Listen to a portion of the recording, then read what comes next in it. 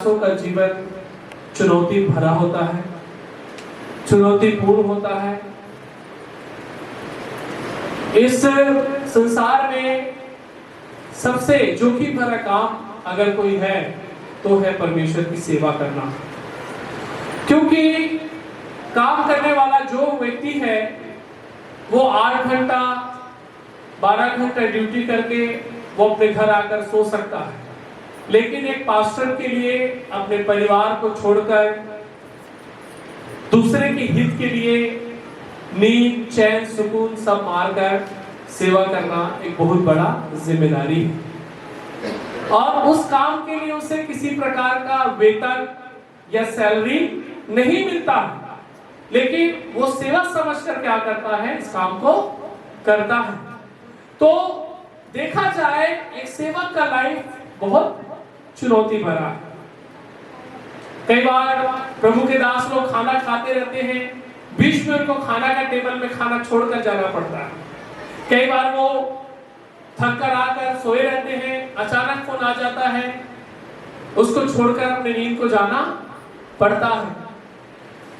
कई बार प्रभु का दास कहीं बाहर जा रहता है, फोन आता है घर से कि गैस सिलेंडर खत्म हो गया है, आज सब्जी नहीं है, भाजी नहीं है, कैसे करें, पास्टर बाहर में है और घर में कुछ नहीं है, उसकी चिंता।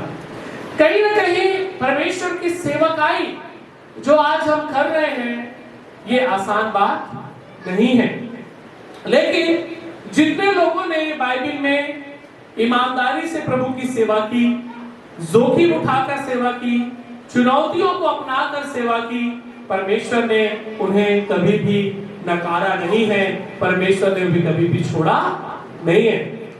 प्रभु के एक महान दास के बारे में मैं पढ़ रहा था जिसका नाम है रॉबर्ट बुफेट, जो 1835 में Indiana United state of America USA में पैदा हुआ और वो अफ्रीका का सबसे पहला मिशनरी था जो उस समय अफ्रीका में जाकर परमेश्वर की सेवा करने के लिए ठानी।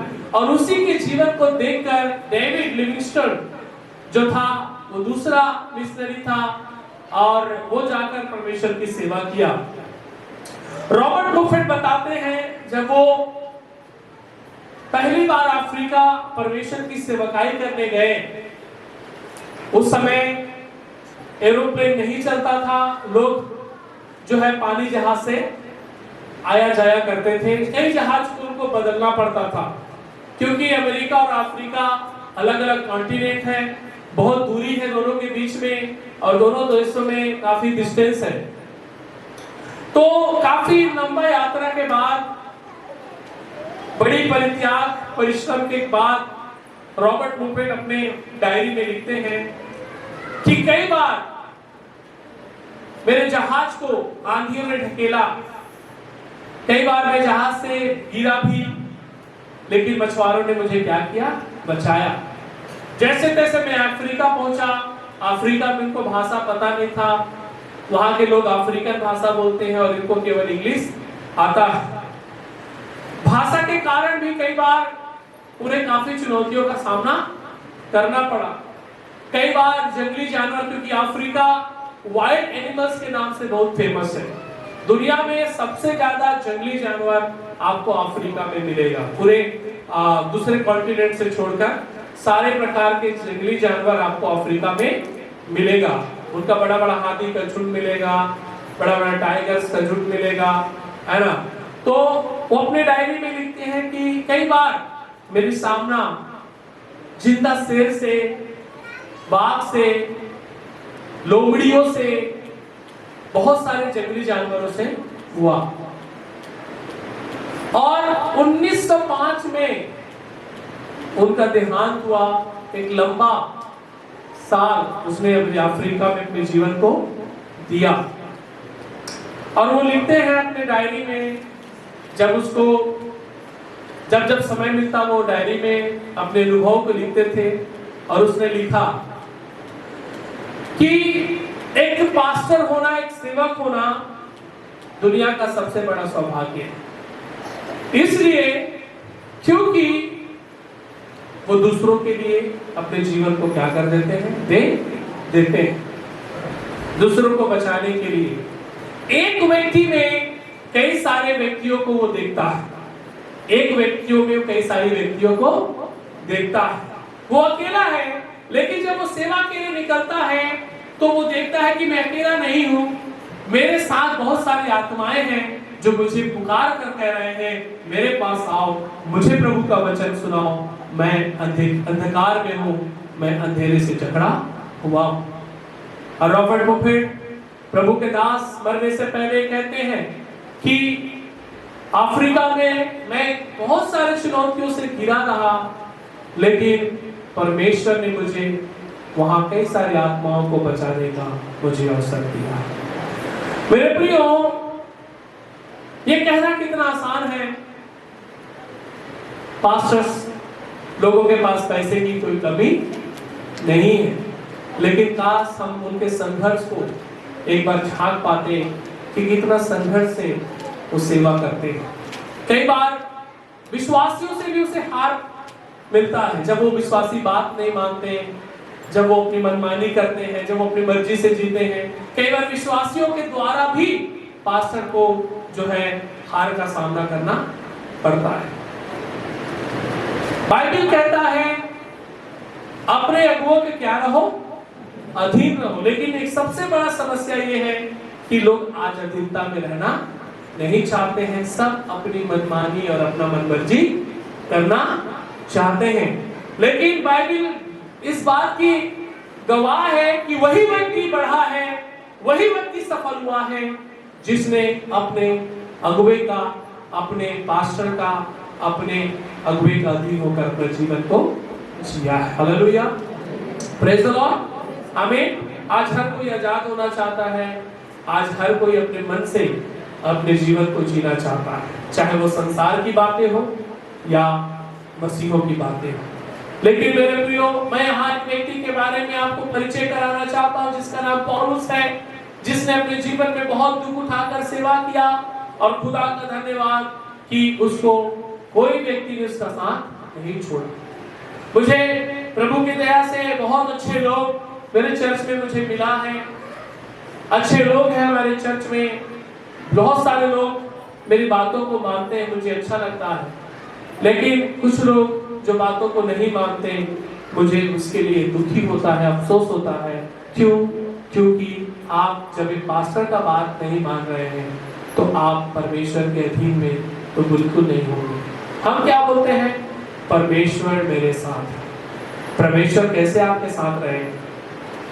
जो परमेश्वर ने जिस व्यक्ति को भेजा है पास्टर बनाकर, आप उसी के साथ नहीं हैं, आप उसी का कहना नहीं मान रहे हैं, तो आप क्या सोचते हैं आपके साथ परमेश्वर है? परमेश्वर जीते जागता वो आपके पास नहीं है, लेकिन एक दास के द्वारा, एक प्रभु की सेवा के द्वारा आपको वो क्या करता है? अपना परिचय बताता है। हमें प्रेज़ द लॉर्ड। तो मैं आज आपको इस संदेश से यही दिखाना चाहता हूं कि एक सेवक का जीवन चुनौती भरा है। एक सेवक का जीवन क्या है? चुनौती भरा है। और एक सेवक अपने जीवन में सबसे अकेला होता है। वो भले से कलीसिया की अगुवाई करता होगा, भले से कई लोग उसके पीछे चल रहे होंगे, लेकिन पास्टर हमेशा अपने जीवन में अकेला होता है, क्योंकि दुख के समय में पास्टर को क्या करते हैं? सब छोड़कर चले जाते हैं। आज इतने सारे लोग हैं मेरे पास, लेकिन जब सताव आएगा या कोई मुसीबत आएगा, यहाँ पर शायद तक कोई रहने वाला है, सब क्या करेंगे? अपने अपने जगह में चले जाएंगे, है ना? यीशु के साथ भी यही हुआ। लेकिन मैं आज आपको कहना चाहता हूं कि अपने पास्टर का आप कंधे से कंधे मिलाकर साथ दें, ना केवल सुख के समय परंतु कठिन समय में भी आप उससे क्या करें? अपना रिश्ता बनाकर रखें। बहुत सारे विश्वासी लोग अपने पास्टर को पूछते नहीं है ना? वो कैसे है, क्या है ना? कई बार मुझे भी इस बात का अफसोस होता है कि हम कब पास्टर को फोन करते हैं? जब हमें प्रार्थना की जरूरत होती है ना? या हमें प्रार्थना कराना होता है ना? मेरे प्रियो, मैं आपसे कहना चाहता हूँ, हम स्वार्थी ना हो, हम स्वार्थी ना हो कि केवल हमें जरूरत है तभी हम पास्टर को क्या करें, फोन करके पूछें, परंतु आप अपने परिवार की तरह उसे एक हिस्सा समझकर क्या करें, उसके साथ एक अच्छा रिश्ता बनाकर चलें। ठीक है। तो पौलुस के जीवन से मैं जब इस अध्याय को पढ़ रहा था मुझे बहुत अच्छा लगा। कितने लोग इस अध्याय को पढ़े हैं? हेलो, कितने लोग प्रेरितों के काम 28 अध्याय को पढ़े हैं? 2 ही 3 लोग पढ़े हैं, बाकी लोग? अरे कितने लोग पढ़े हैं बताइए। बाइबल तो सभी पढ़ते हैं। हाँ, पढ़ा है? ठीक है। बाकी लोग नहीं पढ़े हैं शायद तक, है ना? ठीक है। यहां पर हम पौलुस के बारे में देखते हैं। पौलुस इटली जा रहा है। कहां जा रहा है? वो इटली की यात्रा पर निकला हुआ है प्रभु का वचन को बांटने के लिए, लेकिन उसका जहाज बीच में टूट जाता है और आंधियां तूफान उसे 1000 किलोमीटर दूर माल्टा द्वीप लाकर छोड़ देता है। रोम और इटली की दूरी बहुत पास है, ज्यादा दूर नहीं है, आपस में लगा हुआ देश है, पड़ोसी देश है। लेकिन अचानक जहाज टूटने के कारण पौलुस को 1000 किलोमीटर दूर माल्टा द्वीप में उसे आना पड़ता है। और माल्टा द्वीप में यहां पर लिखा है, जब हम बच निकले तो पता चला कि यह द्वीप माल्टा कहलाती। सबसे बड़ा महाद्वीप ऑस्ट्रेलिया के बाद, ऑस्ट्रेलिया है सबसे जो है बड़ा महाद्वीप, और सबसे छोटा महाद्वीप माल्टा। माल्टा में जब वो आकर देखता है कि हम क्या हो गए हैं, बच गए। हालेलुया। क्या हो गए? हम बच गए। इतना तूफान, इतना आंधी, जहाज टूट गया, फिर भी परमेश्वर की दया से हम हजारों किलोमीटर दूर एक माल्टा द्वीप में आकर अपने आप को वो सुरक्षित पाता है, वो अपने आप को जिंदा पाता है। वो परमेश्वर को धन्यवाद दिया होगा, क्योंकि इतना कठिन समय के बावजूद भी पौलुस क्या रहा, बचकर निकल गया। अब जब हम दूसरे आयत में पढ़ते हैं तो लिखा है, वहां के निवासियों ने हम पर अनोखी कृपा की, क्योंकि मेघ बरसने के कारण ठंड थी, इसलिए उन्हें आग सुलगाकर हम सबको ठहराया। हालेलुया। इस अध्याय को मैं बड़े गौर से पढ़ रहा था और इस बात से पता चलता है कि ये ठंड का समय था और हल्की हल्की बारिश हो रही थी। अब सोचिए, बारिश में लकड़ी जलाना बहुत मुश्किल है। बारिश में लकड़ी जलाना, क्योंकि लकड़ी भीग जाता है और उसमें नमी आ जाती है, और कितना भी आप माचिस मार ले उसमें जलने वाला नहीं है। मैं सोच रहा था कैसे इतने मेहनत से उन्होंने लकड़ी जलाया होगा, है ना? कितना संघर्ष के साथ उन्होंने लकड़ी जलाकर अपने शरीर को थोड़ा सा गर्माहट दिया होगा। आप सब घर में चूल्हा जलाते हैं, बारिश के समय आप लोग को पता होगा कितना दिक्कत होता है। छेना गीला हो जाता है, आपका लकड़ी गीला हो जाता है। जो चूल्हे में खाना बनाते हैं उनकी बात, जो गैस में बनाते हैं उनकी बात नहीं कर रहा हूँ, है ना? संतुला दीदी बीच बीच में कभी चूल्हा में बनाती है खाना, है ना? और उसको पता होगा बारिश में कितना मुश्किल है, क्योंकि बारिश में लकड़ी गीला हो जाता है ना, जलता नहीं है। पौलुस कैसे लकड़ी को जलाया होगा, कितना संघर्ष किया होगा, कितने घंटों तक उसने ठंड को अपने शरीर में जो है महसूस करते हुए सहा होगा, और गर्म लकड़ी के ताप में अपने शरीर को तपाया।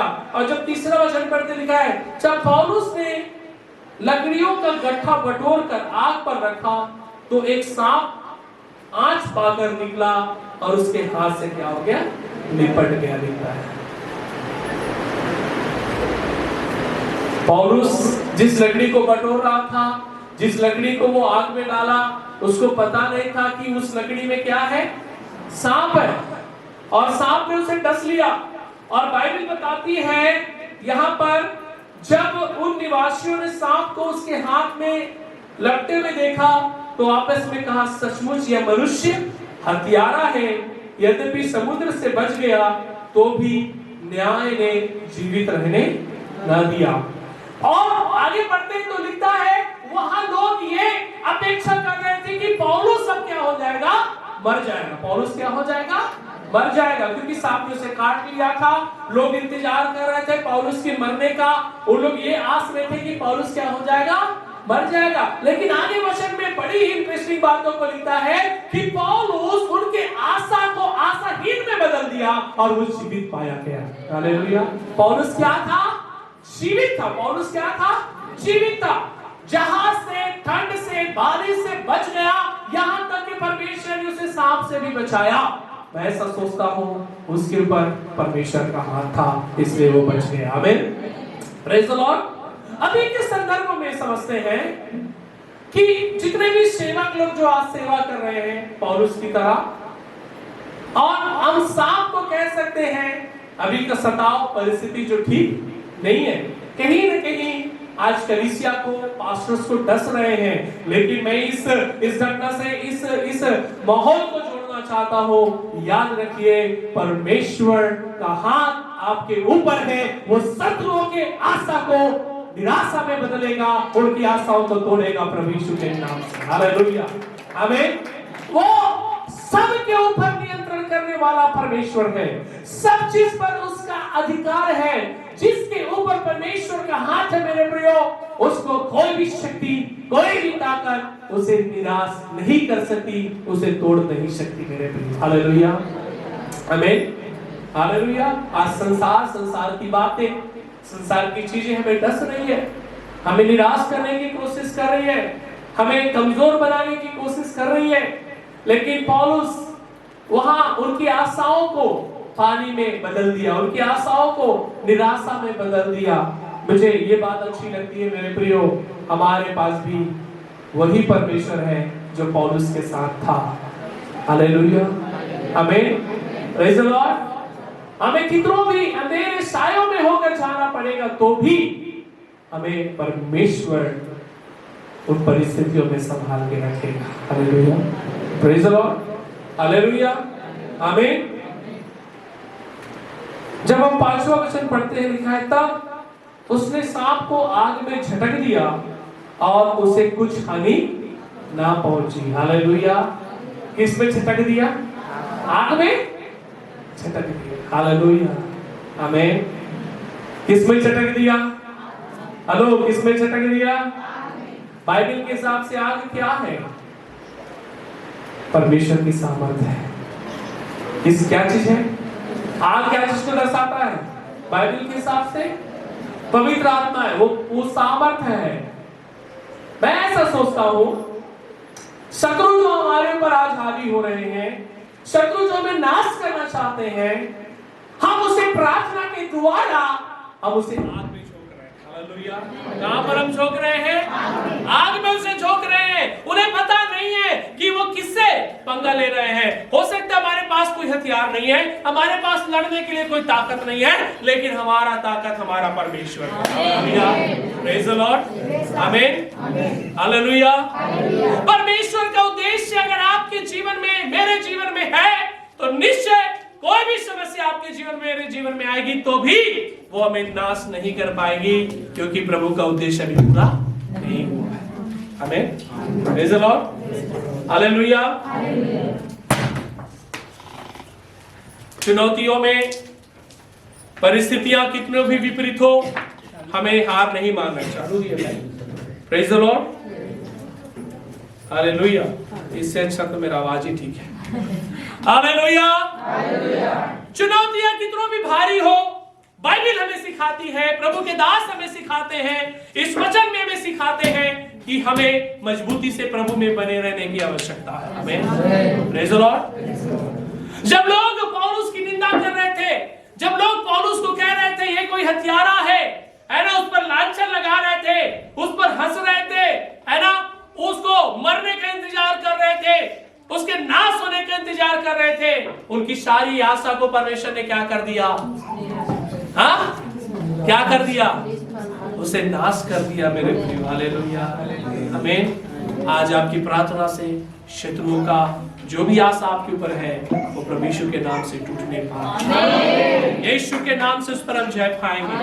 प्रभु यीशु हमें उसमें जय देगा। हम पौलुस की तरह मजबूत रहे विश्वास में। ये जो आंधियां तूफान हमारे जीवन में आ रही है, ये समस्या इन दिनों जो हमारे जीवन में आ रही है, ये वचन हमें बताती है, बाइबल हमें बताती है, बाइबल प्रमाणित करती है कि संघर्ष के बीच में सर्वशक्तिमान परमेश्वर आंधी तूफान बवंडर बनकर हमारे साथ खड़ा है। हमें praise the Lord, hallelujah, hallelujah. तो हम क्या करें? हम स्थिर रहे। क्या रहे? समस्याओं में क्या रहे? स्थिर रहे। पौलुस स्थिर रहा, उनकी बातों से निराश नहीं हुआ, है ना। आज जो भी हो रही है घटनाएं, जो भी समस्याएं आ रही हैं, हम उसे देखकर निराश ना हो। ये आज आई है और कल चली जाएगी। हालेलुया। लेकिन परमेश्वर आपके जीवन से नहीं जाना चाहिए, वो से आपके अंदर होना चाहिए। आमीन। पौलुस के अंदर क्या चीज था? पौलुस के अंदर क्या ऐसी बात थी जो उसे मजबूत बना रही थी? वो है पवित्र आत्मा। आमीन। पवित्र आत्मा से शामत देता था, पवित्र आत्मा से बल देता था।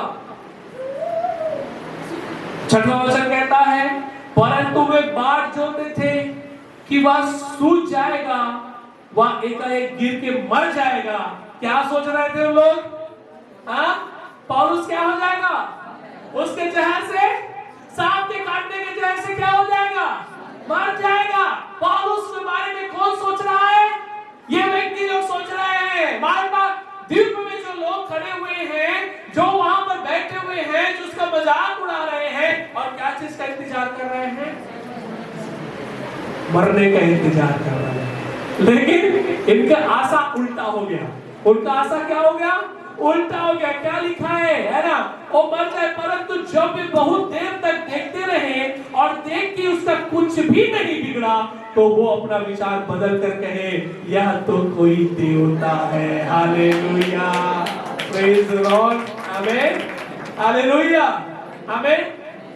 लोग आपके बारे में सोच रहे होंगे, लोग आपके बारे में बुरी जो है युक्तियां बना रहे होंगे, षड्यंत्र रच रहे होंगे, कह रहे होंगे इस षड्यंत्र से इसको हम नाश करेंगे, इस योजना से इसे हम विफल करेंगे, इस तरीके से हम कलीसियाओं को बंद करेंगे, इस तरीके से हम जो चर्च लगने नहीं देंगे। मैं आपसे कहना चाहता हूँ, उनकी आशा उल्टी हो जाएगी और उनका सारा योजना प्रभु यीशु के नाम से असफल हो जाएगा। आमीन, प्रेज़ द लॉर्ड, आमीन, हालेलुया। ना केवल उनकी आशा टूटी वहां पर, परंतु वो क्या हो गए? लिखा है वो भौचक के हो गए कि जहरीले सांप ने काटा है, फिर भी पौलुस क्या है? जिंदा है। हालेलुया। और उन्हें क्या कहने लग गया? ये कोई साधारण इंसान, ये क्या है? देवता है कह रहा है। हालेलुया, आमीन, प्रेज़ द लॉर्ड, हालेलुया, आमीन। जब आप स्ट्रॉन्ग खड़े रहेंगे, मजबूत खड़े रहेंगे, जो लोग आपको नुकसान पहुंचाने आए हैं, जो लोग आपकी मजाक उड़ा रहे हैं, जो लोग आपके पीछे षड्यंत्र कर रहे हैं, वो कहेंगे इनमें जरूर कोई अनोखी बात है, इनमें जरूर कोई अद्भुत बात है। Hallelujah, praise the Lord. क्या विश्वास करते हैं? आमीन, प्रेज़ द लॉर्ड, हालेलुया। अगर पौलुस कोई साधारण व्यक्ति होता तो शायद तक मर जाता, लेकिन प्रभु का दास था, उसे और लोगों को सुसमाचार सुनाना है, और लोगों को प्रभु में लेकर आना है। परमेश्वर उसको जिंदा रखा होगा। मैं सब सोचता हूँ, जब वो सांप ने डसा होगा, बाइबल कहती है मरकुस रचित सुसमाचार 16 के अनुसार से कहता है, तुम सांप और बिच्छू को क्या करोगे? रौंदोगे, लिखा है। हालेलुया, आमीन। परमेश्वर ने उसको अधिकार दिया है कि वो विष भी उसके शरीर को कोई नुकसान नहीं पहुंचा पाया। आमीन, प्रेज़ द लॉर्ड। और हम कुरिन्थियों की किताब, दूसरी कुरिन्थियों की किताब, उसके 6वें अध्याय में पढ़ते हैं। क्या पढ़ते हैं? देखो, निकालो भाई, चिंता मत करिए, 5 मिनट में मैं समाप्त कर रहा हूं, ठीक है? कितना मिनट में? 5 मिनट में। छठवा दिया 1 मिनट।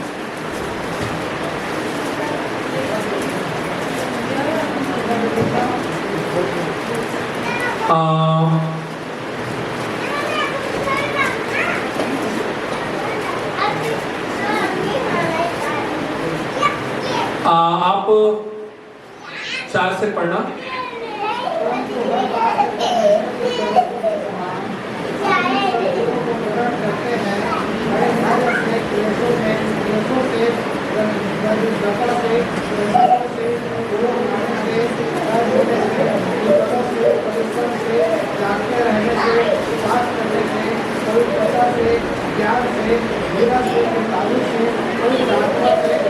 सीधा 10 पढ़िए सर।